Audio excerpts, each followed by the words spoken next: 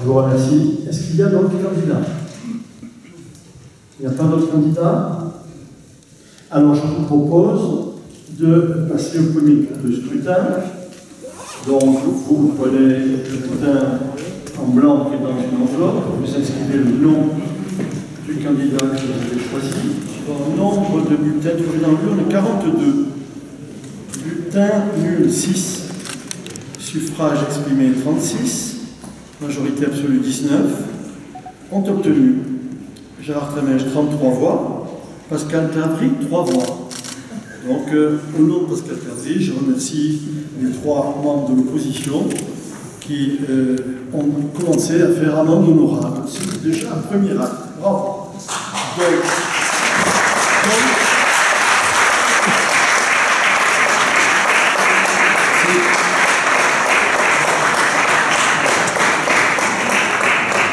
Donc, Gérard Trémèche est élu. Merci à tous.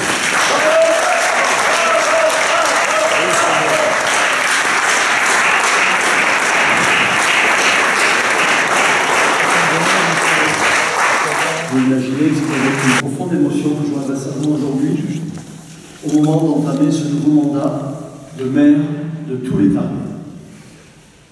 Dimanche 28 juin dernier, à l'issue d'une campagne d'entre-deux tours inédite, par sa durée et son intensité, les Tarbaises et les Tarbais m'ont accordé leur confiance pour la 4e fois et ont donné à la liste Tarbes Horizon 2030 que j'avais l'honneur de conduire une large majorité.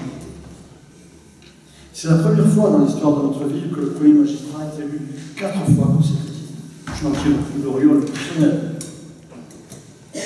Aussi, et même si je regrette que l'abstention ait été ici à Tarbes, comme dans beaucoup de villes de France aussi élevées, je veux exprimer en premier lieu aux Tarbaises et aux Tarbais mon infinie reconnaissance, leur confiance, tout comme celle qui vient de m'être témoignée par mes colistiers de la majorité municipale, m'honore et m'oblige.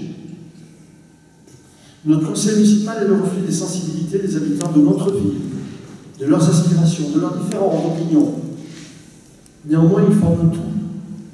Aussi, c'est à vous tous, élus de la majorité comme de l'opposition, anciens conseillers et adjoints, ou nouveaux élus, que je souhaite la bienvenue une nouvelle fois, que je veux délivrer les quelques messages que m'inspire à la fois mon expérience de la vie politique et le peu de sagesse, je veux bien reconnaître, que j'ai acquise avec le temps, qui tiennent en quelques mots. Le premier, la fierté d'abord. À l'heure où les défis à relever sont nombreux, préservation d'emplois, relance économique, nouvelle solidarité, aide aux plus fragiles, transition écologique. La commune est le maillon fort de la France des proximités et de la République des solutions que nous construisons chaque jour. Aussi, soyons fiers, tous, de représenter la ville que nous aimons, d'œuvrer pour son bien et celui de ses habitants en ayant conscience de l'enjeu de ces défis. Le deuxième mot, c'est l'humilité, celle que nous devons avoir, que nous devrions, ça dépend, avoir dans l'exercice de nos fonctions. En tout cas, je m'adresse aux élus que nous devons impérativement avoir. Le mandat municipal est le plus beau de tous, il est aussi le plus exigeant. Ensemble, nous allons remplir la mission qui nous a été confiée dans un contexte qui n'a pas de précédent, je l'ai dit tout à l'heure, celui aussi inédit qu'incertain de l'après-crise du coronavirus, dans lequel les élus locaux vont jouer un rôle essentiel pour bâtir le monde d'après et relever les défis du monde d'aujourd'hui. Mais nous devrons toujours rester humbles en ayant conscience qu'il est impossible de régler tous les problèmes et qu'il est impossible de satisfaire tout le monde en même temps. C'est quasiment impossible. Troisièmement, c'est la dignité, celle que nous devons conserver en toutes circonstances. Si la campagne électorale a été physiquement intense, et tous un peu fatigués, c'est vrai, et humainement enrichissante, elle a été aussi politiquement rude pour tout le monde. Le combat politique n'est pas toujours fair-play, nous savons partout. Certains, néanmoins, ont tenu des propos un peu extravagants quand même le soir de leur propre défaite, en contestant la légitimité même de notre élection. Ça, c'est quand même un peu fort. L'amertume, on le sait, est mauvaise conseillère. Pourtant, notre légitimité est aussi la leur et à leur niveau. C'est la légitimité de tous, la légitimité de tous ceux qui ont été élus.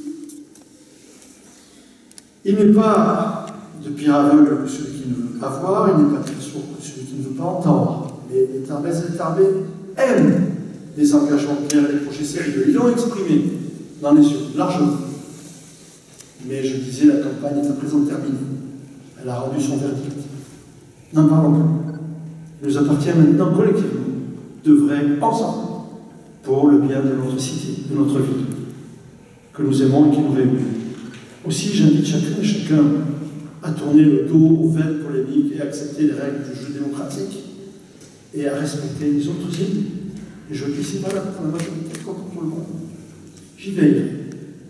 C'est à cette condition que nous convaincrons aussi celles et ceux qui ne sont pas allés voter.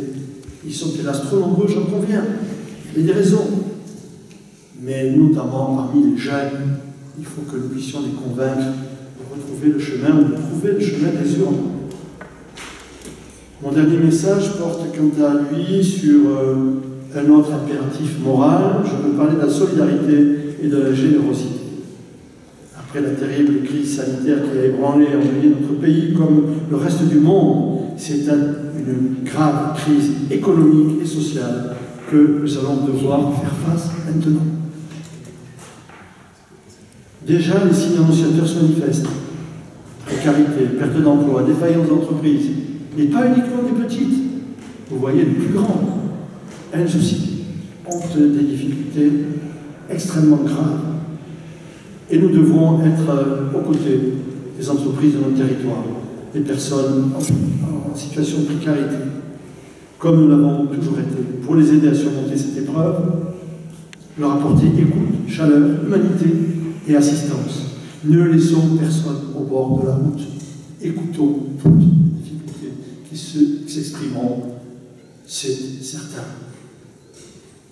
Dans les 6 prochaines années, fort de la confiance que nous ont renouvelé les Tarbais et les Tarbais, et de la conviction, je dirais même de la foi, que Tarbes est une ville d'avenir, nous mettrons en œuvre le projet Tarbes Horizon 2030 que nos citoyens ont approuvé.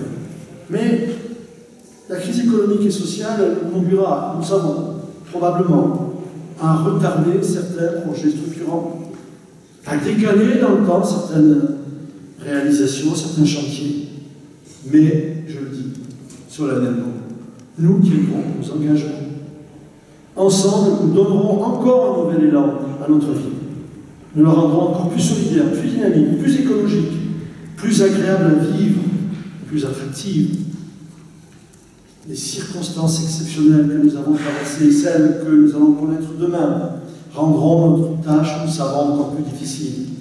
Et je sais pouvoir compter sur votre mobilisation, sur le dévouement du directeur général des services, des directeurs, des chefs de service et des agents municipaux auxquels je veux dire ce soir toute ma gratitude pour leur sens du service public et sur le soutien bienveillant de nos anciens coéquipiers pour lesquels j'ai une pensée particulière.